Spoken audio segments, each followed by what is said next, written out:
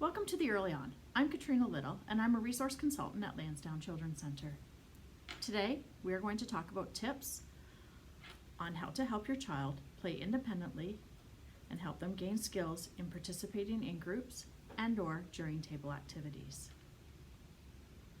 Learning how to be able to do these things are important at any stage in life, and good habits can be established at an early age. Let's start talking about fostering independent play. Independent play can be encouraged as early as 6 months of age. It is important that babies have the opportunity to spend some of their time learning how to explore and play without us showing them how everything works. This works best by beginning with shorter periods of independent play and gradually increasing the length of time as the child gets older. When starting out, choose a time when they are already had some quality time with caregivers, they are rested and fed, and have some age-appropriate toys available to them. Stay close by. If they begin to cry, offer comfort and reintroduce a toy. As their skills at independent play grow, so does the foundation for being independent and learning or exploring in other stages of their development. As children grow older, the ability to explore and learn through independent play expands into the ability to participate in table activities and/or group activities. It's important that they learn how to participate and attend as an individual or member of a group. It is reasonable for a child aged 4 to 5 years of age to be able to focus on a task for 2 to 5 minutes times the year of their age. Therefore, at the age of 4, it could be anywhere from 8 to 20 minutes. For a 5-year-old, it could be 10 to 25 minutes. It is also important to consider what kind of an activity is being completed, whether it's preferred or a less preferred activity for the child. Many have varying interests, and often it works best if we build some of their interests to help them stay engaged. For example, if we're trying to direct an activity like introducing or practicing the letters of their name, rather than using a pencil and paper, it may be more interesting to use Play-Doh, paint, markers, or popsicle sticks. As well, the time of day is introduced, and what their child has been like prior to the activity can impact how well they attend.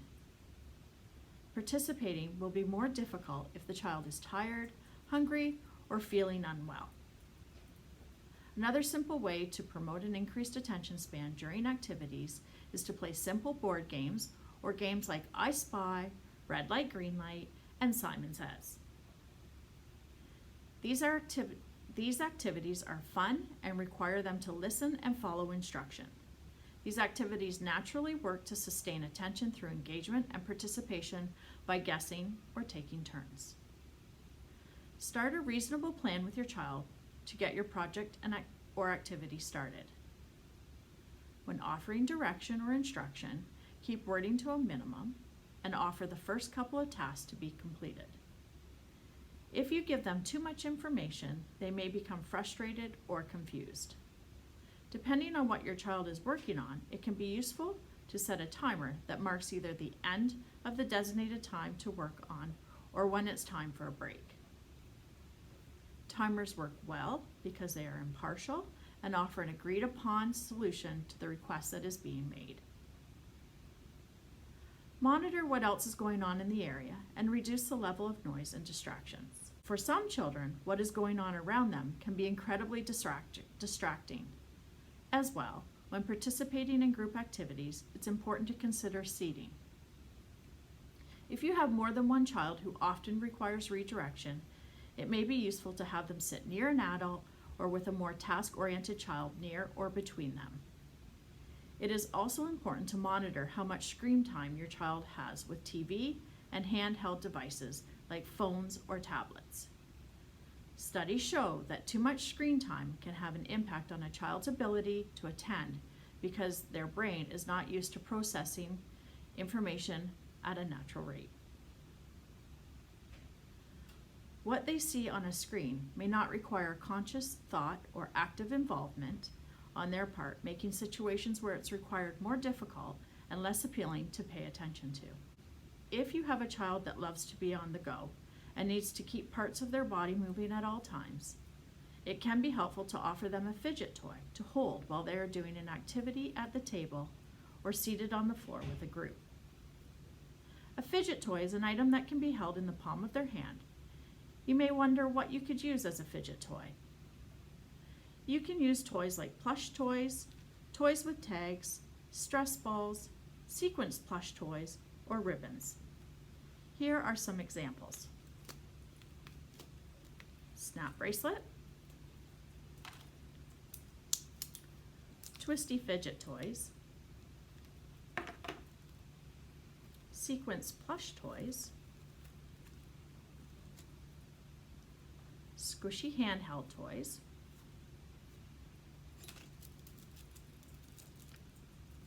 a slinky. These are just a couple of examples. Encourage movement breaks to get the blood flowing and provide an outlet for energy. Jumping jacks, burpees, or running on the spot are great ways to channel energy and exert some of which may have been stored up. If children are participating in group carpet activities, be aware of spacing between participants. The closer children are, the more likely, if one loses their attention, they will end up distracting those sitting close to them.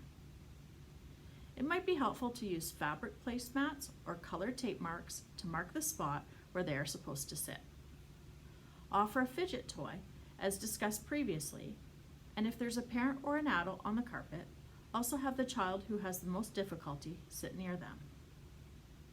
Sometimes, just the close proximity can make a big difference on how distracted they become.